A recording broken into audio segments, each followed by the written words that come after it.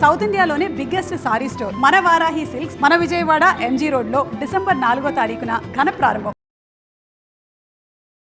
నమస్కారం. విష్ణు పురాణం 12వ భాగంలోకి వచ్చాం.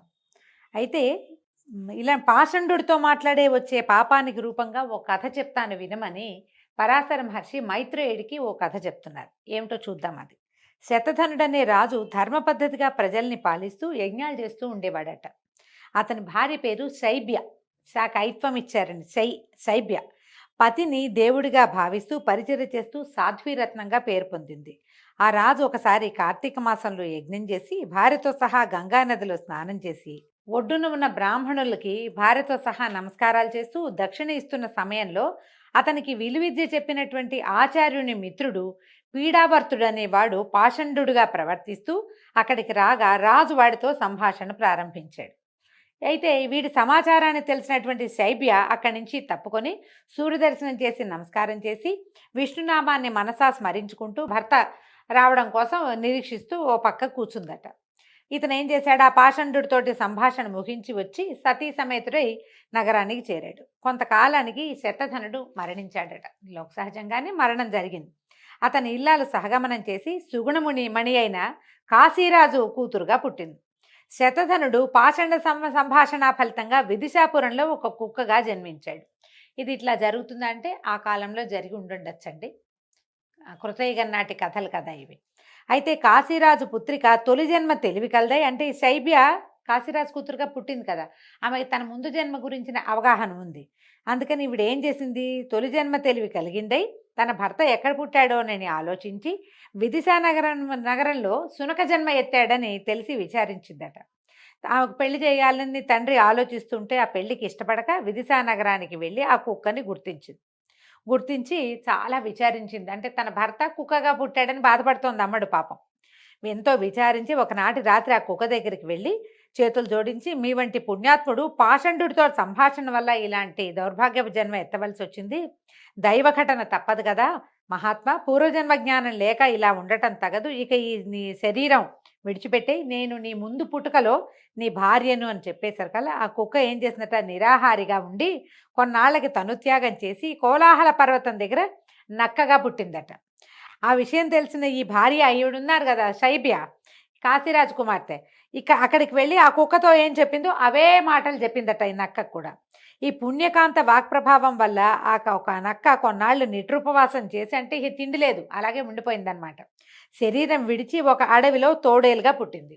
మళ్ళీ కాశీరాజు కూతురు మళ్ళీ బోధించేద్దట, నీ ముందు జన్మలో నువ్వు ఇది, అంతకుముందు అది, అంతకుముందు రాజుగా ఉన్నావు, అప్పుడు నేను నీ భార్యని, నాయన ఈ జీవితాన్ని వదిలిపెట్టేసేయి, ఇదేం జన్మ అని చెప్పేసరికల్లా తోడేలు మళ్ళీ మరణించిందట. తోడేలుగా చచ్చి కోతిగాను, ఆ తర్వాత కొంగగాను, ఆ తర్వాత నెమలిగాను పుట్టి వేటగాళ్ల చేతికి చిక్కి కానుకగా కాశీరాజు అంతఃపురానికి చేరిందట. ఇన్ని జన్మలు తిరిగింది. వాటివి చిన్న చిన్న జన్మలు కదా, మానవ జన్మ పెద్దది. అయితే ఈ రాజపుత్రి తన భర్తని గుర్తించింది, పూర్వ జన్మలో భర్తను గుర్తించి ఆనందంగా తనతో పాటు అట్టి పెట్టుకుంది, సాదరంగా పెంచుకుందిట. అలా ఉండగా జనక చక్రవర్తి ఒకసారి గంగా తీరాన అశ్వమేధ యాగం చేసి గంగా జలాల్లో అవభృత స్నానం చేస్తూ ఉండగా ఈ కాశీరాజు పుత్రిక నెమలితో సహా తీసుకుని వెళ్ళి నెమలిని తీసుకుపోయి ఆ గంగా నదిలో మునిగిందట. మునిగేసరికి ఈ నెమలి మరణించి జనక చక్రవర్తి కుమారుడుగా పుట్టింది. రాజపుత్రి ఆనందంగా కాశీకి వెళ్ళిపోయింది. కొంతకాలం కాగా రాజకుమారి పెళ్లి నిశ్చయించి స్వయంవరం సాటించగా ఎక్కడెక్కడ ఉన్న రాజకుమారులు కాశీనగరానికి వచ్చారట. వస్తే సభలో అందరూ ఆసీనులై ఉండగా కాశీరాజు పుత్రిక అతన్ని గుర్తించి జనకనందనుని వరించి అతని ఇల్లాలై చిరకాలం హాయిగా జీవితం గడిపింది. జనకనందనుడు తొలిపుట్టుక తెలివి కలిగిన వాడై ధర్మ ప్రవర్తనుడై చల్లగా ప్రజలను పాలించి చివరికి కాంతా సమేతుడై తనుత్యాగం చేసి విష్ణు సాయుధ్యాన్ని పొందాడు అని పాషండ సంభాషణ వల్ల వచ్చే పాపము, అశ్వమేధ యాగమునందు అవబృధ స్నానం యొక్క విశేషము, పతివ్రత పుణ్యాశయము, ఈ 3 విషయాల్ని పరాశరుడు శిష్యునకు వివరించి వినిపించాడు. అయితే ఈ కథ వినంగానే మనకు ఒక పెద్ద అనుమానం వస్తుందండి. కాశీరాజు కూతురుగా పుట్టిన ఆవిడకి వివాహం నిశ్చయమయ్యే సమయానికంటే ఏ 12 సంవత్సరాల వయసులోనూ ఆవిడ తెలుసుకుంటే ఆమె భర్త అప్పటికి కుక్కగా పుట్టాడు, తర్వాత నక్కగా పుట్టాడు, తర్వాత తోడేలుగా పుట్టాడు, తర్వాత కోతి, తర్వాత నెమలి, 5 జన్మలెత్తి ఆ తర్వాత రాజకుమారుడిగా పుడితే అతను కుమారుడుగా ఉంటాడు. ఈవిడ ప్రౌఢగా పెద్దదైపోతుంది కదా అని అనుమానం వస్తుంది. అప్పట్లో ఈ వయసు నియమాలు కొంచెం తక్కువగా ఉండేవనుకుంటానండి. పైగా వీళ్ళేమిటో వందల సంవత్సరాలు, వేల సంవత్సరాలు జీవించి ఉండేవాళ్ళు. ఆ కాలంలో జీవన ప్రమాణాలు చాలా పెద్దవి. ఈ పెద్ద పెద్ద జీవన ప్రమాణాల్లో ఈ ఈ వయసుల్లో తేడా ఉన్న ఈ 150 సంవత్సరాలు పెద్ద లెక్క అయి ఉండవు. కాబట్టి ఈ కథని ఇట్లా సరిపెట్టుకుందాం మనం.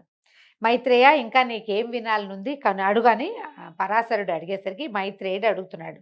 సూర్యచంద్ర వంశీయులైన రాజుల చరిత్రలు వేరువేరుగా వినాలనుంది. సూర్యవంశీ క్షత్రియులు, చంద్రవంశ క్షత్రియులు వీళ్ళని గురించి చెప్పమన్నాడు. అనేసరికల్లా ఆయన వాళ్ళ గురించి వింటే వంశాభివృద్ధి తర్వాత పుణ్యము కలుగుతాయి నాయన, చాలా మంచి చరిత్రలు అని చెప్పాడు.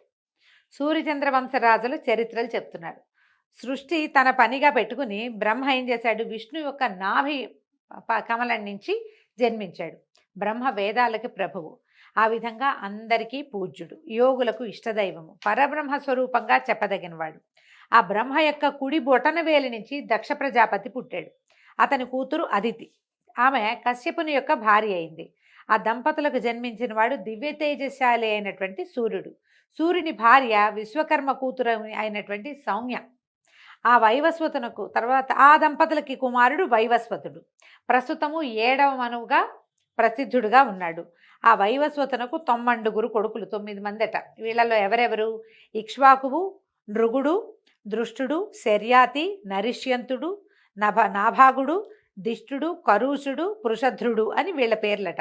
వీళ్ళతోటి ఈ పేర్లతోటి వివిధ ద్వీపాలతోటి ఉన్నటువంటి ఈ భూమండలాన్ని వీళ్ళు తమ తమ పేర్లతోటే పరిపాలించారు. చాలా ద్వీపాలు ఉన్నాయి. మనం చెప్పుకుంటాం కదా జంబూ ద్వీపం అని. మనం విష్ణుమూర్తి శ్వేత ద్వీపంలో ఉంటాడంటారు. ఇట్లా ప్రత్యేకంగా చెప్తారు. ఈ ద్వీపాలతో కలిసి ఉన్నటువంటి ఈ వసుంధర అనే మన భూమిని వీళ్ళు పరిపాలించేవాళ్ళట. వైవస్వతుడు భాగ్యరాశి అయిన సంతానం కలగాలని సంకల్పించి మైత్రావరుణల గురించి పుత్రకామేష్టి చేశాడట. దాంట్లో ఏమైంది, హోమ సంబంధమైన విధి సరిగ్గా జరగక పుత్రునకు బదులుగా పుత్రిక కలిగింది. ఆ బిడ్డ పేరు ఇళ. ఇది మనం ఊర్వశీ పురూరవ సంవాదం అని ఒక కథ చెప్పుకున్నామండి, మన ఛానల్లో ఉంటుంది. ఇది ఊర్వశీ పురూరవ సంవాద సూక్తం అనే పేరుతోటి కనపడుతుంది. ఆ కథ ఈ ఇలాదేవి కథ అన్నమాట. ఆ మంత్రం చేసేటప్పుడు, యజ్ఞం చేసేటప్పుడు భార్యాభర్తలిద్దరూ చెరొక సంకల్పము చేశారు. ఆయన పుత్రుడు కావాలని, ఆమె పుత్రిక కావాలని. వాళ్ళకి పుత్రిక జన్మించింది. తర్వాత ఇలా జరిగింది ఏమిటి అని వీళ్ళు పరమేశ్వరుని ప్రార్థిస్తే ఆయన మళ్ళీ పుత్రుడు కావాలన్న సంకల్పంతో యజ్ఞం చేయమంటే ఈ పుత్రికే పుత్రుడిగా మారిపోయిందట. ఆ బిడ్డ మిత్రావర్ణుల అనుగ్రహం వల్ల మగవాడుగా మారి సుద్యుమ్నుడనే పేరుతోటి పెరుగుతూ యవనమదం చేత ఎవరిని లక్ష్య పెట్టక పరపురుషులు ప్రవేశించరాని గౌరీవనంలో విహారానికి వెళ్ళింది. అంతట శంకరుడు కోపించి మునుపట్లాగా స్త్రీ అయిపోమని శపించాడు. చిన్న చిన్న కథల్లో తేడాలు ఉన్నాయండి, కానీ సుద్యుమ్నుడే మళ్ళీ ఇలాగా మారిపోయాడనమాట. అలా స్త్రీ అయినటువంటి ఇలాదేవి చంద్రనందనుడైన బుధుని ఆశ్రమంలో విహరించడానికి వెళ్ళింది. ఆమెను చూసి బుధుడు మోహించాడు. అలాగే ఇళ కూడా బుధుని శృంగార చేష్టలు చూసి ఆయన శృంగార చేష్టలు చేస్తూ ప్రదర్శించి వలచి వరపించి దరిచేరింది. ఆయనతో పాటు కలిసి ఉందన్నమాట. బుధుడితో ఇలా కలిసి ఉండేది. తర్వాత వాళ్ళకి ఒక కుమారుడు కలిగాడు. ఈ కలిగిన కుమారుడే పురూరవుడు. అయితే ఈ వనంలో ఉన్నటువంటి ఋషులు గ్రహించి వైష్ణవ అనే యజ్ఞం చేసి ఈ ఇళాదేవిని మళ్ళీ పురుషుడిగా మార్చేశాడు. పేరు సుద్యుమ్నుడే. ఈ మార్పు తెలిసినటువంటి వశిష్ఠుడు మనువుకి బోధపరిచి నగరానికి సుద్యుమ్నుడిని రప్పించి పట్టాభిషేకం చేశారు. సుద్యుమ్నుడు రాజసుఖాలు అనుభవిస్తూ ఉత్తరుడు, గయుడు, విదురుడు అనే 3 కొడుకులకి తండ్రి అయ్యాడు. కానీ శాస్త్రం ప్రకారం సమయానుసారంగా మొట్టమొదట తనకి జన్మించినటువంటి పురూరవుడికే పట్టం కట్టాడు. పురూరవుడే ఇక్కడ రాజ్యానికి రాజయ్యాడు. మనువు యొక్క కొడుకుల్లో పృషదుడనేవాడు గురుహత్య చేసి ఆ పాప ఫలంగా శూద్రుడైపోయాడట. వాని పుత్రపౌత్రాదులంతా శూద్రులుగానే తరలిపోయారు, అలాగే అయిపోయారు. తర్వాత కరూసునికి చాలామంది కుమారులు సత్యపాలకులు, గుణవంతులు, బుద్ధిమంతులుగా ఉండి కరూసులుగా వాళ్ళు ప్రసిద్ధి పొందారు. వాళ్ళు వేరే రాజ్యంలో ఉన్నారనమాట. తర్వాత ఆయన కొడుకు నాభాగుడు అనే ఆయన ఇంకొకడు.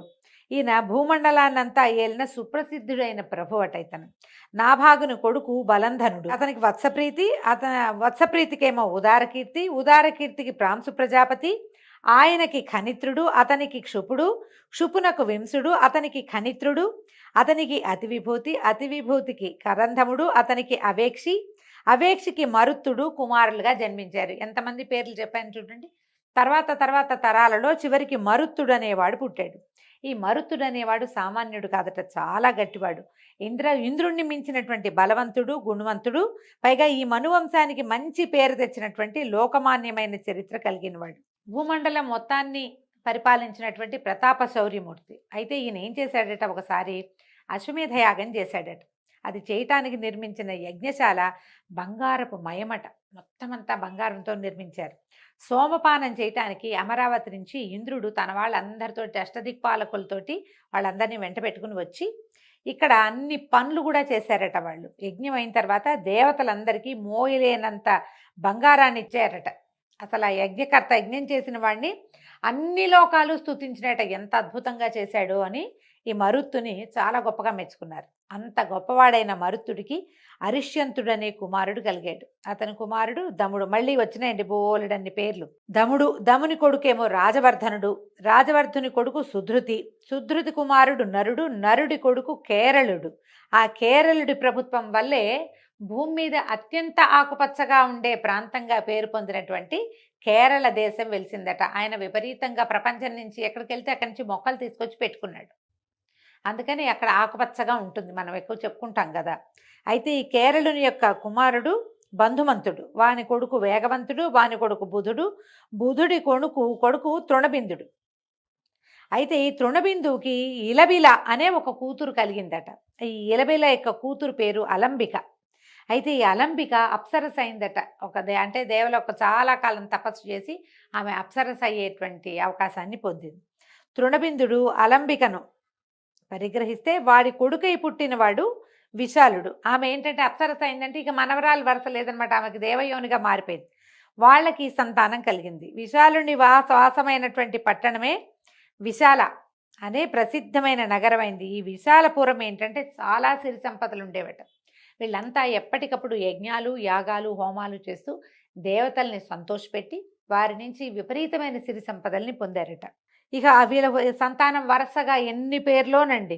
విశాలుని కొడుకు హేమచంద్రుడు, అతని కొడుకు చంద్రుడు, అతని కొడుకు ధూమ్రాశ్వుడు, అతని కొడుకు సృంజయుడు, అతని కొడుకు సహదేవుడు, తర్వాత గుణాశ్వుడు, తర్వాత సోమదత్తుడు. ఇట్లా అయితే ఈ సోమదత్తుడు కూడా 10 అశ్వమేధాలు చేసేట. ఒక అశ్వమేధ యాగం చేయటానికే సంవత్సరాలు పడుతుంది. అలాంటిది అతని జీవిత కాలంలో 10 అశ్వమేధాలు చేశాడు. ఎంత నిర్విఘ్నంగా, ఏ అశ్వమేధము ఎక్కడా ఆగలేదట. అంత శక్తిశాలి అతను, అంత పరాక్రమవంతుడు, అంత ధనవంతుడు కూడా. అయితే ఎంతో అద్భుతంగా చేశాడట. ఆ రాజు యొక్క కుమారుడు జనమేజయుడు. వాళ్ళు ఏం చేశారంటే ఈ విశాల నగరంలో ఎంత అత్యద్భుతమైన పరిపాలన చేశారు. సిరి సంపదలు, బలపరాక్రమాలు, పరువు ప్రతిష్టలు కలిగిన వాళ్ళే నీతి నియమాలతో పరిపాలన చేసి చరిత్రలో ప్రసిద్ధులయ్యారు. దీని తర్వాత మనుసూతుడైనటువంటి సంయాతి కూతురు సుకన్య ఆమె పేరు. అయితే ఆ బుద్ధిమంత్రాలు చ్యవనుడనే మునికి భార్య అయిందట. మనకి సుకన్య కథ తెలుసు. సుకన్య కథ కూడా ఈ సుమన్ టీవీ ఛానల్లో కనపడుతుందండి, మీకు చాలా ప్రత్యేకమైన కథగా కనిపిస్తుంది. ఇతను సంయాతి కుమారుడి పేరు ఆవర్తుడట. వాడు పరమ ధార్మికుడు. అతని సూతుడే రేవంతుడు. అతను కుశస్థలి అనే నగరంలో ఉండి రాజ్యపాలన చేశాడు. ఈయనకి 100 మంది కుమారులు ఉన్నారట. పెద్దవాడి పేరు కకుద్మి అట పేరు. అయితే ఈ కకుద్మి కూతురు రేవతి. అయితే ఏమైంది, ఆ రూపురేఖలట ఆమె ఎంత సౌందర్యవతోట, మహాద్భుత సౌందర్యవతి. ఆయనకి తన కూతురు యొక్క అతిశయ సౌందర్య వైభవాన్ని చూసి, అయ్యో ఇంత చక్కటి పిల్లకి తగిన వరుడు ఎట్లా లభిస్తాడు అని చెప్పి ఆ పిల్లని వెంబడబెట్టుకుని సృష్టికర్త అయిన బ్రహ్మను అడుగుతానని బ్రహ్మలోకాలకు వెళ్ళాడట. ఈ వెళ్తుంటే ఏమైంది, బ్రహ్మ ఆ సమయానికి హాహాహూహులు అనేటువంటి గంధర్వుల పాట వింటున్నాడట. ఈ హాహాహూహు పేరుతోటి విశ్వనాథ్ సత్యనారాయణ గారిది ఒక నావెల్ ఉందండి, చిన్న పుస్తకం, చాలా బాగుంటుంది. వీళ్ళు ఏంటంటే గంధర్వులు, అద్భుతమైన గాయకులట. అసలు వాళ్ళు వాయించేవి ఎలాంటి ఇన్స్ట్రుమెంట్నైనా వాయిస్తారట. వాళ్ళ సంగీతం వింటున్నాడు. ఈ చేసేదేమీ లేక ఈ కకుద్మి కూడా కూతుర్ని పక్కన కూర్చోబెట్టుకుని ఆ సంగీతం వింటూ కూర్చున్నాడు. ఆ సంగీతం అంతా పూర్తయ్యాక ఈయన బ్రహ్మ దగ్గరికి వెళ్ళి తన కూతురుని చూపించి, దేవా ఇది నా కూతురు, దీని పేరు రేవతి, దీనికి వరుణ్ణి సృష్టించి ఎక్కడుంచావు? సృష్టించే ఉంటావు. మామూలుగా ఒక పిల్ల పుట్టిందంటే దాని భర్త దానికంటే ముందే పుడతాడని కదా మనకు లోక సామెతగా చెప్పుకుంటాము. అయితే ఆ కుర్రవాడు ఎక్కడున్నాడు, ఈ పిల్లకి తగిన వరుడు అని అడిగితే ఈయన అన్నాడు, బ్రహ్మదేవుడు నీ ఉద్దేశం ఏంటి? భూమి మీద ఎంతోరో రాజకుమారులు ఉన్నారు కదా, వాళ్ళలో నువ్వు ఎవరికి ఇవ్వాలనుకుంటున్నావు చెప్పు, నీ ఉద్దేశం ఏమిటో అని అడిగేసరికల్లా ఈయన ఎవరెవరి పేర్లో చెప్పాడట. అయితే బ్రహ్మదేవుడు నవ్వేట, రాజా నేను చెప్పేది విను, నువ్వు చెప్పే రాజులే కాదు వాళ్ళ కొడుకులు మనవలు కూడా కాలగర్భాన కలిసిపోయారు నాయన, యుగాలు దొర్లిపోయాయి, కలియుగం కూడా వచ్చేస్తోంది, నీ కొడుకులు మనవలు నీ మంత్రులు సామంతులు ప్రజలు వాళ్ళ బంధువులు అందరూ కూడా భూలోకంలోకి నుంచి వెళ్ళిపోయారు, కాబట్టి ఇప్పుడు నీ కూతుర్ని వెంబడి పెట్టుకుని భూలోకానికి వెళ్ళు, భూమికి వెళ్ళి అన్యోన్యము ఇష్టపడిన రీతితో ఏ వాడికైనా ఇచ్చి పెళ్లి జరిపించు, ఎవరికైనా ఇవ్వనైనా తీసుకెళ్ళు పిల్లని, ఈ పిల్ల ఎవరిని చూసి ఇష్టపడుతుందో వాడు కూడా ఇష్టపడితే అన్యోన్యము ఇష్టపడితే పెళ్లి చేయొచ్చు అనేసరికల్లా కకుద్మి ఆశ్చర్యపోయేట.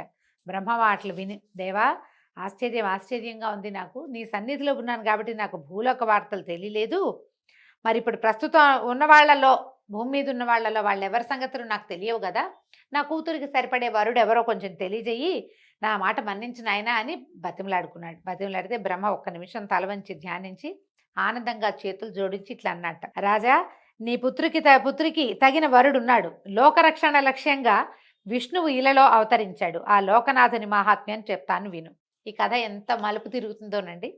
కేశవుని తమోగుణం భూభారాన్ని భరిస్తుంది, ఏదో ఒక మూర్తిగా ఈ భూభారం వహిస్తూ ఉంటుంది కేశవుని యొక్క తమోమూర్తి, అలాగే జగత్ప్రళయాన్ని కూడా కలిగిస్తుంది. ప్రస్తుతం ధరణిలో భూభారాన్ని హరించటానికి అవతరించింది ఆ తమోగుణం పేరు రాముడు.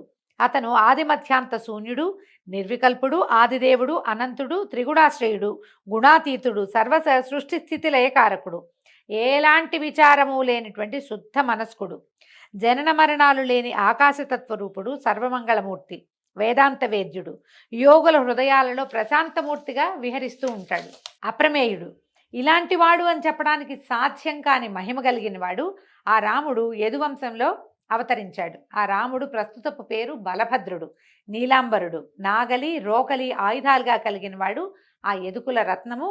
నీ పుత్రికి తగిన వరుడు ఆయన విష్ణుదేవుడు, నీ కూతురు విష్ణుమాయ యొక్క శక్తి, కాబట్టి వీళ్ళిద్దరిని దంపతులను చేయటం అన్ని విధాలా సముచితమైన సత్కార్యం నాయన. ఒకప్పుడు నీ పాలనలో ఉన్నటువంటి అమరావతి కన్నా మిన్నగా చెప్పు అని చెప్పాం. కానీ ఈయన నమస్కారం చేసి పంపించాడు. ఈ కూతురితో భూలోకానికి వచ్చి చూశాడు. అప్పుడు నరులంతా, వీళ్ళేమో ముందు యుగం వాళ్ళు కదా, చాలా పెద్ద పెద్ద పర్సనాలిటీస్ అన్నమాట, చాలా పెద్ద ఆకారం కలిగిన వాళ్ళు. నరులు పొట్టిగా దుర్బలంగా స్వార్థం కోసం పాటుపడుతూ మూర్ఖంగా ఉండటం చూశాడట.